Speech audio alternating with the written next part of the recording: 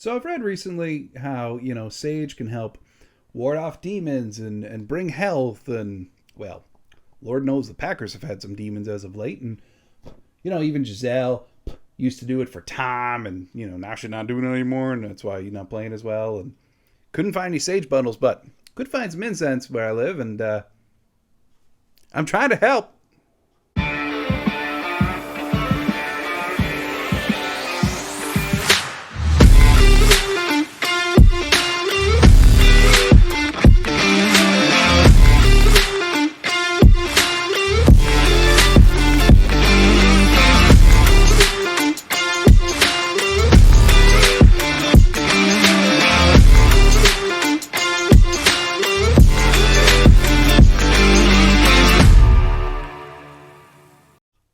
Welcome to another episode of Lombardi Time Brews. I am your host, John Del Rey.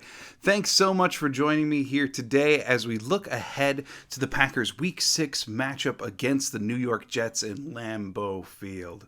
Today I'm going to be covering what exactly it is that the Jets do, who they added in the offseason, what makes them different than past years, and how the Packers match up against them. But before we get to that, I do have Packer injury updates, as well as just a couple notifications about my channel that I wanted to get out there. So first, I'm going to start it off with a point of clarity. Actually, you know what? Let's start with the Packer injuries, because some good, some bad news. Now, Aaron Rodgers did practice yesterday. He did so with a taped up thumb. And by all accounts, LaFleur, who just finished his press conference a little while ago, said that Rodgers looked really good throwing, even with a taped up thumb. Going even beyond that, though, Christian Watson and his hamstring injury. There is some concern here. They said that they have contemplated shutting him down, putting him on injured reserve for a minimum of 4 weeks to get that hamstring right. Now, it's not at all surprising that a rookie has hamstring problems, especially, as pointed out by one of the subscribers to the channel, he's already run a more differentiated route tree than he ever really did in college, so his muscles may not be used to it. Pair in the fact that in college he was about 100 times faster than anyone he ever went up against, and now he's still faster, but not as fast, so he may be straining some muscles more. It's not really alarming, it's not that concerning. However, in the immediate, it looks like we're going to be without Christian Watson for some time as the Packers are considering injured reserve. Moving on from that, the last one and perhaps the most concerning of all of the injury news, Rashan Gary. Popped up on the injury report yesterday, something with his toe, and LaFleur said in his press conference today that there is some concern there about him playing on Sunday, that they're going to have to see what he can do. Rashan Gary is a very big part of the game plan coming up against the Jets, and I'm going to detail why shortly. That ain't good. That ain't good at all. If one of our best offensive players can't go, if our best pass rusher can't go, it will be a significant loss against a Jets team that just put up 40 on the Dolphins. So start burning some sage. Look at it in the intro. Like, get out your prayer candles. Whatever it is for you, start doing it and send all the positive vibes towards Rashan Gary, because we need him. We need Bane Gary out on that field on Sunday, and we all need to be thinking positive thoughts right now for that toe. If anyone wants to give him a toe, feel free. However it works, whatever. But we got to get Rashan Gary on that field on Sunday, and there is some concern. Now, two other things, and really one is just a point of clarity that I feel the need to express about things that I've said. If you're new to the channel, welcome. We've had a lot of new subscribers add on over the course of the last week, and I am really thrilled that you're here. But that's why I kind of want to clarify a couple things, and one is I've seen some comments saying, yes, another Packer fan who wants to fire Matt LaFleur. I don't want to fire Matt LaFleur, and that's why I'm feeling the need to clarify. Am I critical of his decisions? Yes. Do I think at times his leadership is lacking? Yes, absolutely, and that probably is my biggest gripe with the entire organization, LaFleur being the head of which. But as I said in a video earlier this week, I'm also very much a proponent of the Steelers and Packers way, in that you just don't dispose of coaches. That this is a people business. And you can't just get rid of them because things are a little sideways temporarily. I mean, let's keep in mind that Matt LaFleur is one of the highest winning percentage coaches through this far many games in his career that we've ever seen. I think he's number one. You're going to get rid of the winningest coach ever at this point in his career? Now, I know a lot of the naysayers are going to say, well, that's only because he had Aaron Rodgers. Do you remember what Aaron Rodgers looked like towards the end of the Mike McCarthy era? It was bad. There's a reason that Jordan Love pick was made in 2020. Rodgers was aging. He was throwing it away constantly. There were more nagging injuries. Now, to say that all of the Packers' success in the last few years is only because of LaFleur is also horribly inaccurate because, yes, he does have Aaron Rodgers, and he did help Aaron Rodgers get back to form, win back-to-back MVPs, etc., etc., etc. What I'm saying is there's many components to a winning franchise, and in the case of the Packers, Matt LaFleur is absolutely one of them. He's a good head coach. A really good one. A young one. But it's okay to critique. It's okay to question. It's even okay to criticize without wishing someone to lose their job. And I will be the first to say that I have an issue at times with how LaFleur leads. I think he's way too laid back in some regards. I don't think they should fire him. Now, if you're looking for that for the comp of Joe Barry, I think it's a different situation because sometimes you see that things just aren't working. You just do. And when you build up such a pattern, then it's time to say, maybe a change is necessary. And it's a widespread change that needs to occur because look at the defense. You could argue that over half of the defensive personnel is underachieving. That's a mass failure. Different scenario. The other thing that I want to clarify real quick on the channel here of Lombardi Time Brews is, with discourse, there can be questioning, there can be criticizing. But if you're the type of person, and I think some of you have probably seen in the last few days, I've gotten rid of some of these comments, but if you're the type of person that's going to log onto a video and comment just a litany of anger and hate, I'm just going to block it. I understand that there are a ton of different Packer content people out there. There's a lot of different communities, and I'm thrilled that you chose to make mine a little part of what you do so that we can join in being a fan of the Packers together. But when I also first started this, I also knew that I wanted to make a place of positivity, of rational thought. And you just going off for several paragraphs and negativity that can only be described as crass and vulgar, yeah, you're going to go find a different place because this one, unfortunately, isn't for you. Just wanted to clarify that. I want everyone to feel safe here. So anything that is derogatory towards another sub, derogatory towards even a member of the Packers, like if you veer into territory of like attacking character that isn't warranted, it's just negative, it's toxic. And it's not what we're here to do. I think it's an agreement that everyone can live by.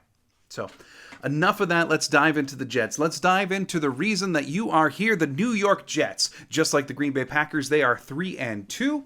How they got to that record is they lost to Baltimore, won against the Browns, lost to the Bengals, but they've won against Pittsburgh and Miami. And like I mentioned earlier, 40 points put up against Miami. Who's their coach? That would be Robert Saleh.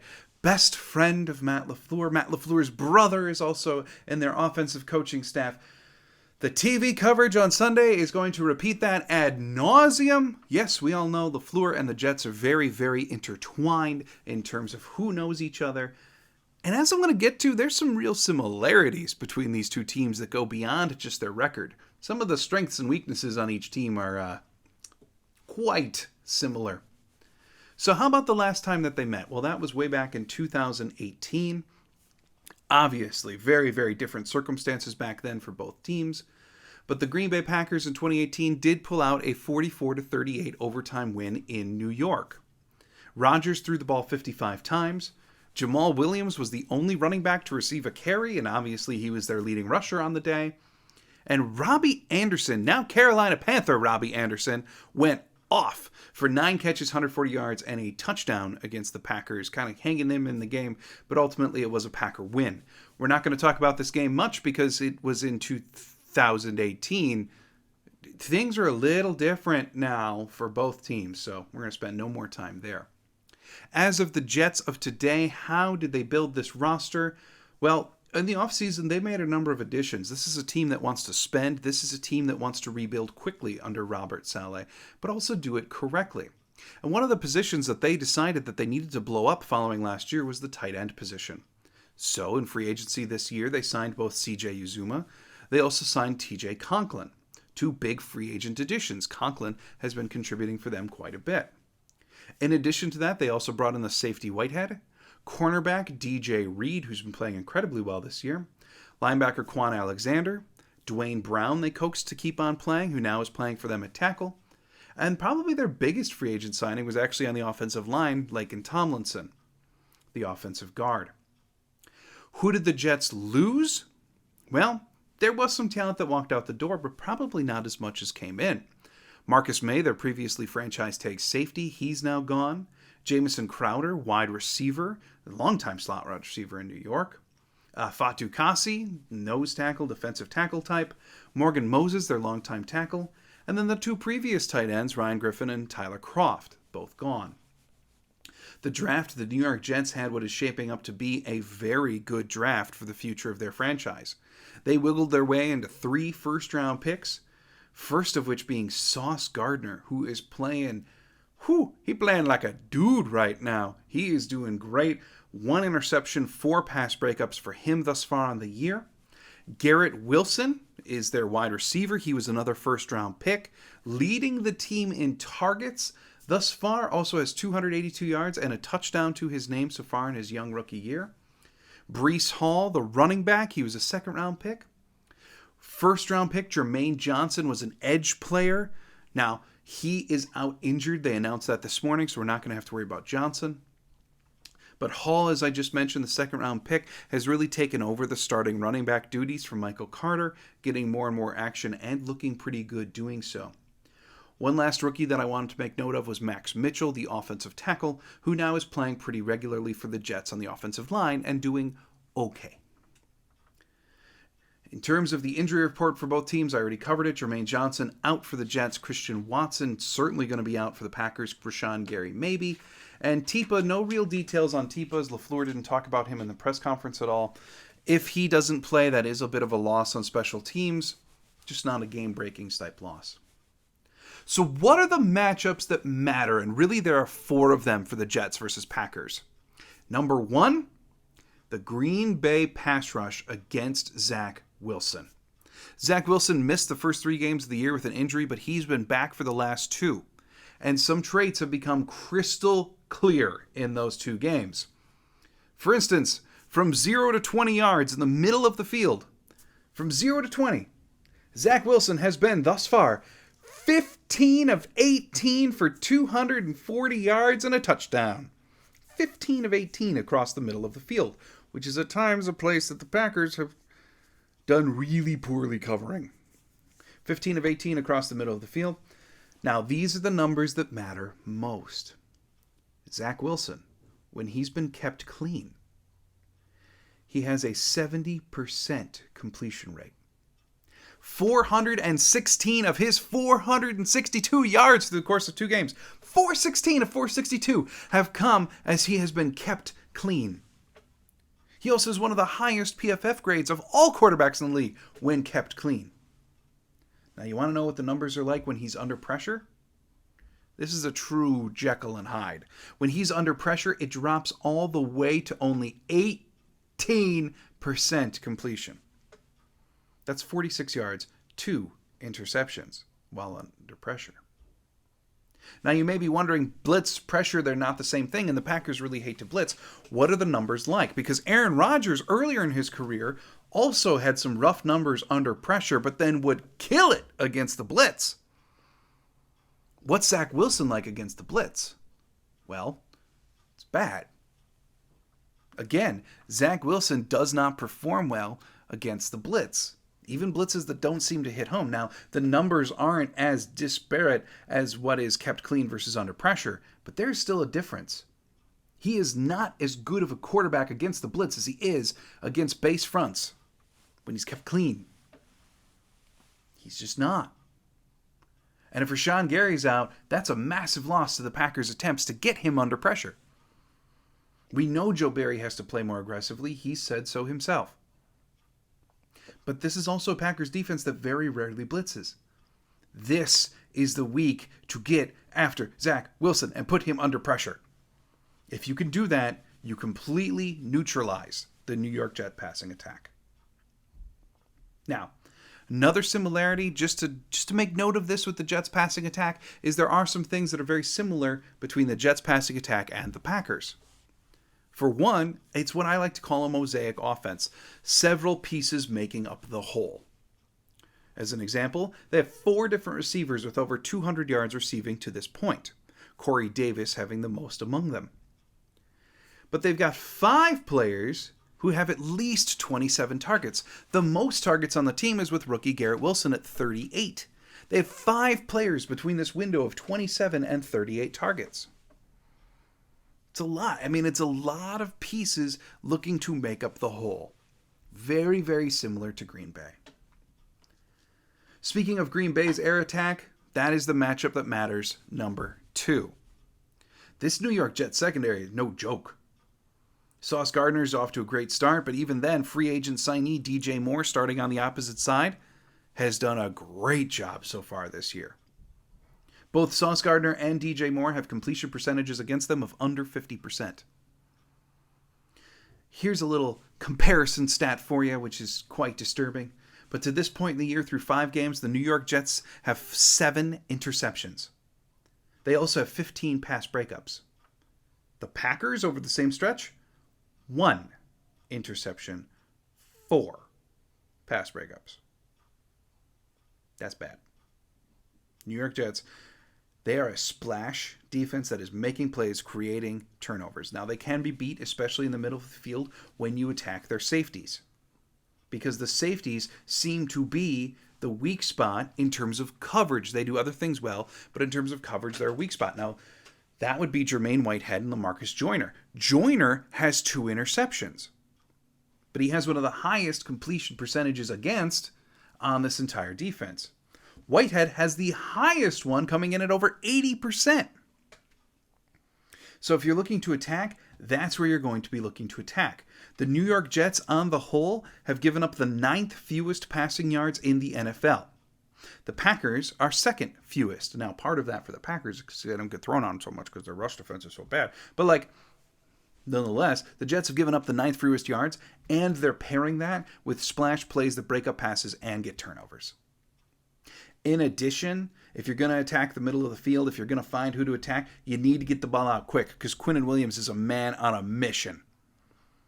That's right, their defensive linemen, they have their very own Kenny Clark, and as well as Kenny Clark has been playing, Williams has been playing equally as well for the Jets. He's got 4 sacks, a multitude more hurries, and he plays the run pretty well. So you're going to have to get rid of the ball quick, especially if he lines up over Rice Newman, who gave up 4 pressures last week alone. Matchup that matters, number 3, and not so much a direct matchup, but more a response from the Packers. Joe Barry last night had an 18-minute press conference where the Green Bay media did a pretty good job pressing him on what is going on with this defense, specifically the secondary. And Joe Barry basically said what we all wanted to hear. They need to be more aggressive, which LaFleur echoed earlier in the week in his press conference. They need to be more aggressive. They need to stop playing off the ball so much. Yeah. We know. In addition, he talked about some potential personnel switching. Rasul Douglas has been playing in the slot a ton. That needs to stop. It's clear that Rasul Douglas is not playing as well in the slot as they hoped he would. He's much more natural on the outside. And Joe Barry did attribute some of these problems to Jair Alexander basically missing 2 games to this point. But That's a little bit of Fishney reasoning because, yes, Jair's missed 2, but even in the 3 games that Jair's played, we've seen a repetition of some of the same things that we're talking about, though. Rasul in the slot, etc., etc. So he did talk about putting Rasul on the outside more, Jair playing in the slot or star role more often, Darnell Savage coming down to the robber role, which we know historically has been where Darnell Savage plays his best and hasn't played there really at all this year. So Joe Barry said all of the things that we want to hear: more aggression, better tackling, switching the personnel to places that we know. Will it happen? Will it happen? Will this secondary specifically fulfill its absolute potential that we all know that it has? And the last matchup that matters, the very last one, the Green Bay Packers rushing attack against the New York Jets defense. Now, we know that the Green Bay Packers do not have a good run defense. This has been talked about so much. We know that there are adjustments they can make, but holy buckets are they bad at defending the run. To this point, the Green Bay Packers have given up 632 yards on the ground through 5 games. But if you think the Packers are bad, the Jets are basically just as bad. So here's the deal. The Packers have given up 632 yards on the ground. The New York Jets have given up 572, a difference of only 50 yards. Pair that with the fact that the Jets are way worse defending the run on the road than they are at home. In their away games so far this year, the New York Jets have given up 151 yards a game. In terms of first downs, the New York Jets have given up 37 first downs against the run. That's tied for 6th highest in the league. Wondering where the Packers fall? They've given up 35. They're in 8th. But the New York Jets do not have a good run defense, as the number spells out. Pair that with the fact that they have a very splashy secondary. Run the ball. Run the ball. I know run the ball has become this cliche of like, that will fix the woes, but like, really, they need to run the ball more. The Green Bay Packers need to utilize Aaron Jones, A.J. Dillon. Use your best playmakers and run the ball, especially going up against a run defense that isn't doing all that well in terms of just raw numbers. And they've got a secondary that makes plays. I don't know. Seems like an ingredient to run the ball. So, thanks for joining me on today's episode of Lombardi Time Brews as we looked ahead to the game on Sunday against the New York Jets. You will next hear from me Sunday after the game. Yep, I'll be hopping on Sunday after the game to give my initial gut check reaction as to what in the sweet goodness we just saw. Be it great, be it bad, doesn't matter. I will be there to react and give my thoughts on the game. Lord knows, goodness knows, everybody knows. The Green Bay Packers could use a blowout win. Will they get it this Sunday? We are soon to find out. Thanks for joining me. As always, I hope you are having a great day, and go Pack Go.